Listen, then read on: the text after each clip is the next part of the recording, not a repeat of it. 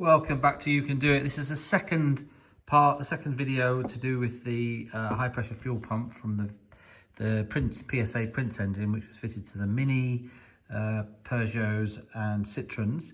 Now, the first part of the video was stripping it down and modifying it, ready for refilling so that we can drain and bleed it. Now, we're going to continue because if you've watched the first video, we were waiting for the seals to arrive. So I've got the new seals that have arrived. I've got one out here, and the new seals were for this, which is for the drive shaft. Now, obviously, if you haven't watched the first part of the video, you won't know where we are right now. So it's best to watch the first video, and then you'll see. So that's the new seal that's come in there, and that is going to be pressed into there. But before I do that, before I press that nicely into there, one, I need to find a little socket that will go over the top of that and nicely press that in evenly. And the other thing is, what we're going to do is I'm going to oil this up a little bit, just so it's got some oil in it now, and put some oil on this shaft for when we push that through. So puts a little bit of oil in there to push this down, get that seated in there properly. Then we'll put some oil inside on the lips so that they don't damage. Now, what I've done is I've taken a little bit, I don't know where it is, it's not here, but I've taken a little bit of emery paper just to make sure that I haven't got a rough edge there where that, we want that seal to sort of slide over that nicely.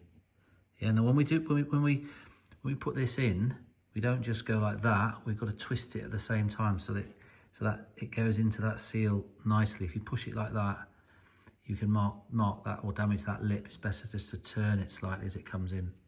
Okay, so let me go and find a socket so that I can just push that in nicely. Okay.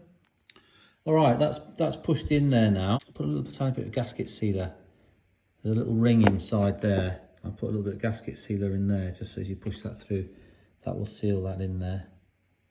Not that you'll have a problem, but just to be extra doubly safe. So that's in there now. So now what we're going to do is put some oil on that. Some oil around there so that we can slide that thing through. Okay, that's in there now. So just remember when you're pushing that in to turn it as you're pushing. Yeah, so I've turned that in and pushed that in there. So now look, conveniently there's a flat spot there underneath there. So now what we can do is we can find a socket that will fit into that flat section there, and then we can push the drive gear on top. And remember, we have to push it in so it's flush. Okay, so let's go to the vise. All right, so I've lined that up with those marks that I made. Yeah, now that socket fits perfectly into that hole there. So I'm going to mount all those on the vise here, and then just tighten the vise up and squeeze that down on there. You see, there we are, look. And I can just tighten that up and I'm squeezing it in. So let me just squeeze that in so it's flush. Okay, we're back inside now, look. So that's done and that's all flat. So it's easy, if you've got that in the vise, basically when that shaft comes and hits the same level as that, you can't move it any further. So that's good. Now it does look like that's touching there, but there's actually a little tiny bit of movement if you listen. Yeah. So look, push that back. There's a little bit of movement. Now I presume when that's actually running, you've got all the pressure of the springs from the pistons pushing that back, which is why that will always sit, not actually touch this bit here.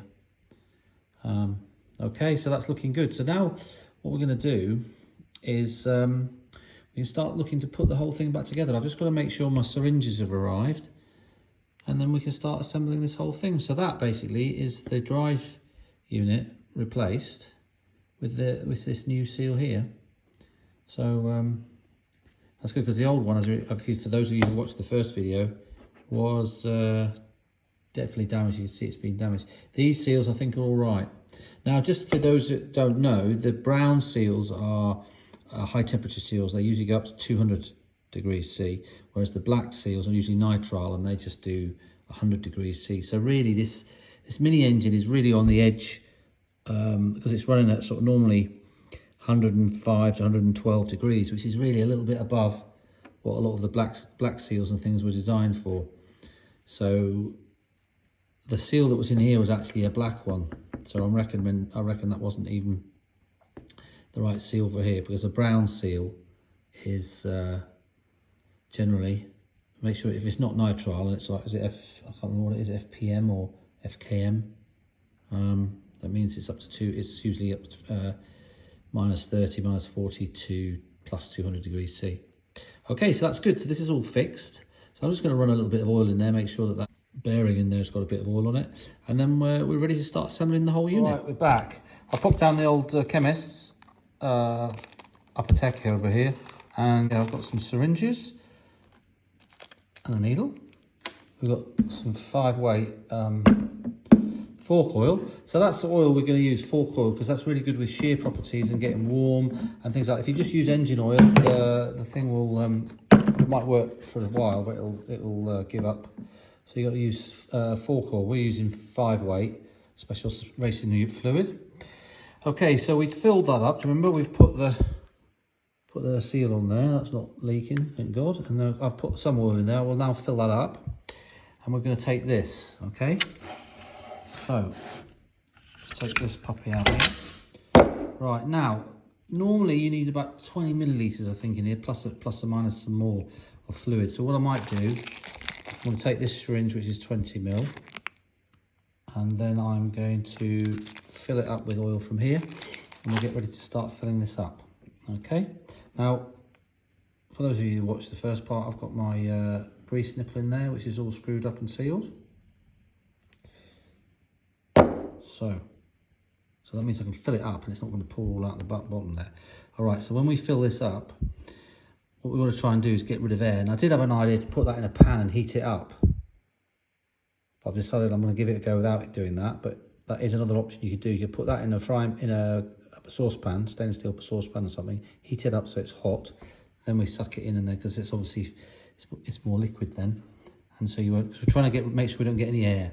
So the whole idea with the needle is that we can then stick this right down the bottom there, and then we squeeze it out, and we're reducing the chance of getting big air bubbles in there.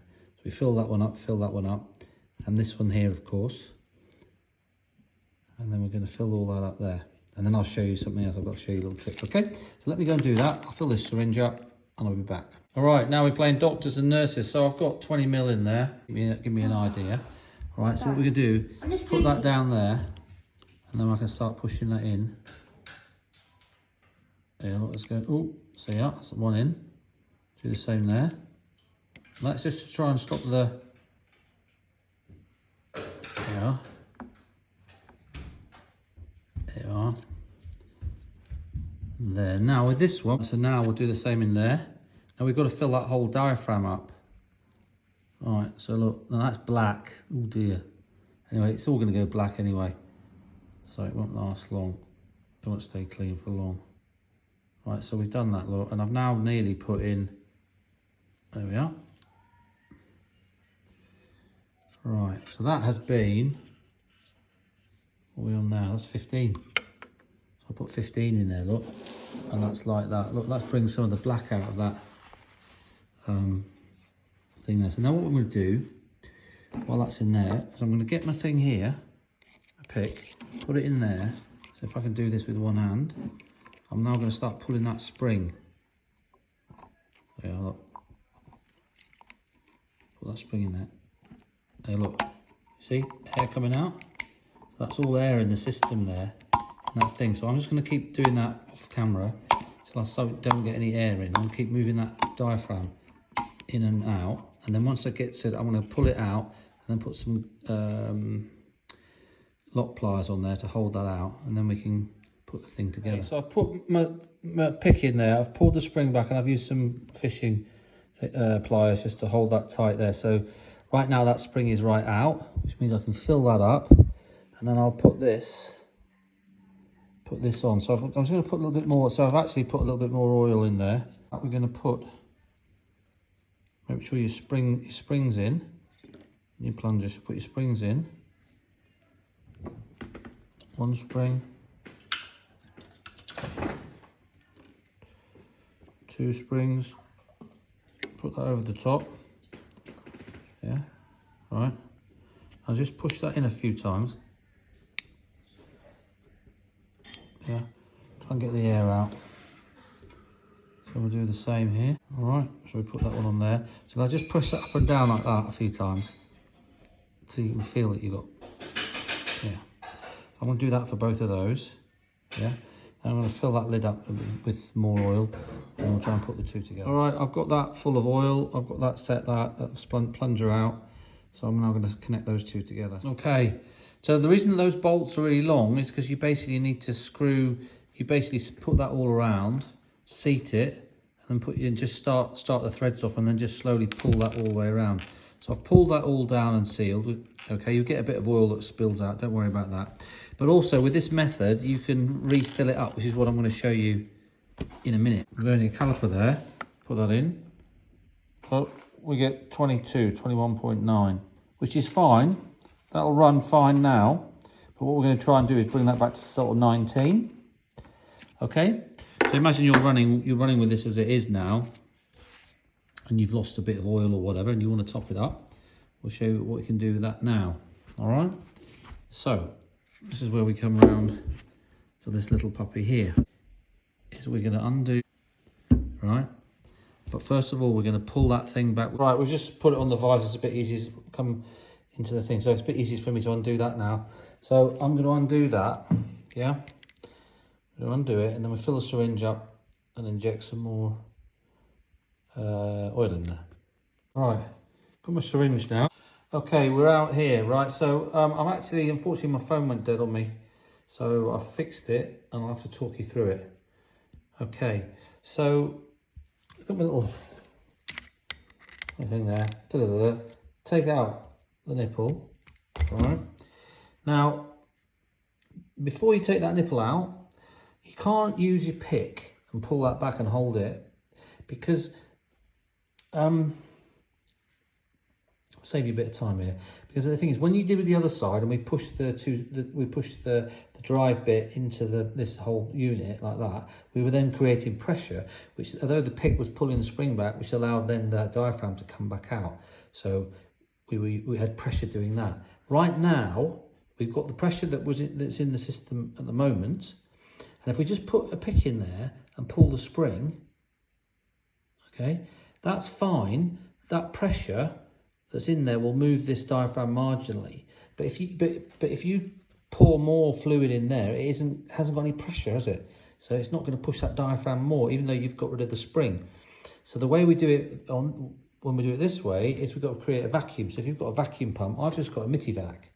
So what you can do is you get the right size. Oh, I've got a bit of plastic tubing in there. So that tubing is pushed in there.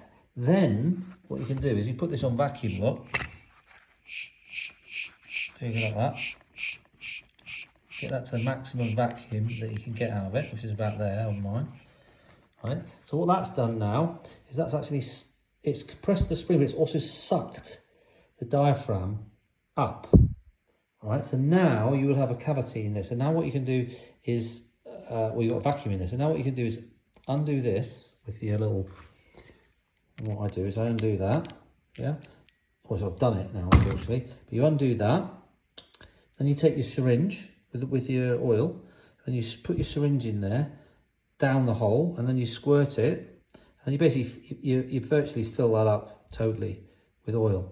Yeah, and you jig your syringe in up and down so that you've got no air in it. So now you've got this pulling that diaphragm back. Then you can basically put your nipple back in again, and then just release your pressure here like that. Okay, so that's what I've done. Well, obviously I tighten up the nipple before you release your pressure. You can use a vacuum pump if you've got one. All right, so that's off. This is my Mitivac. Very useful bit. If you do a lot of work on cars, get yourself a Mitivac. Get yourself a decent one. Now we'll get our vernier calipers out. All right, put that in there. There we are. What we've got, 18.44. Lovely. Right. So now what you can do is take this off. I can't do it and video at the same time, but just take that off and spin that drive round. Yeah, spin it around a lot of times by hand. Then put it back there, and then double check and see what it is. And I've done that, and I've got 18.4, which I'm more than happy about. Now, just a little bit of bit of something else you can have a look at here, which I worked out. But look, if you take this, and if you actually measure, basically got 19 mil. If you then put that there, look what happens. Basically, so 18 to 19 is bang in the middle of that diaphragm. Now, if you were designing this and making it, presumably the starting point or the operational point that you want this to be running at is right by where that diaphragm is flat there. So I reckon that by factory it must be coming out about 18, 19, because that basically means that your diaphragm is in the middle of that. So when that goes down to 27, it's basically right there where it starts tapering in, right? So I think 18, 19 is where it's got to be. Perfect. Anyway, that's where it is. So that's good. So, if for any reason that because of course, really, you could just use that when you fill up, it up from the other side and you put the two parts together and bolt it up. You could actually use the vacuum on that, which would mean that you'd end up with more pressure. You'd end up with a better, higher reading, a better reading when you've done it that way. You might not even need to fill it. But let's say you've done all that and you've done the vacuum on the other side, and then you measure it and it's 10. Thinking, Jesus Christ, it's too much. Then all you need to do is just gently get a needle or something, or a very small screwdriver, and just gently touch the end of that nipple there, that ball bearing, to pop it down, and you'll get air or oil will come out of there. Just not too much, or a little bit come out, and then stop. And then reread and recheck it down here, and you'll find you don't need a lot of oil to come out for that to go in quite a way. And then you can check, you can get that set to about 18 or 19. So let's say it was I don't know, 10. You just get a little bit of oil out there with a needle, and then it will come down to 18, and you're good to go. So that pump is basically all done from the oil side. So obviously, if I mean, that's presuming that this is all fine, but I mean that's easy enough. It will give you code on your engine if that's not working fine. And there's a filter in here, so if you've done something and it's dirty or whatever, you can always take that out and change the filter. But this video was basically about how to repressurize that pump. So that pump will work now. That'll be a treat. So that can go on the car and that'll run. And you need a bidirectional scanner just to check your pressure in the pump.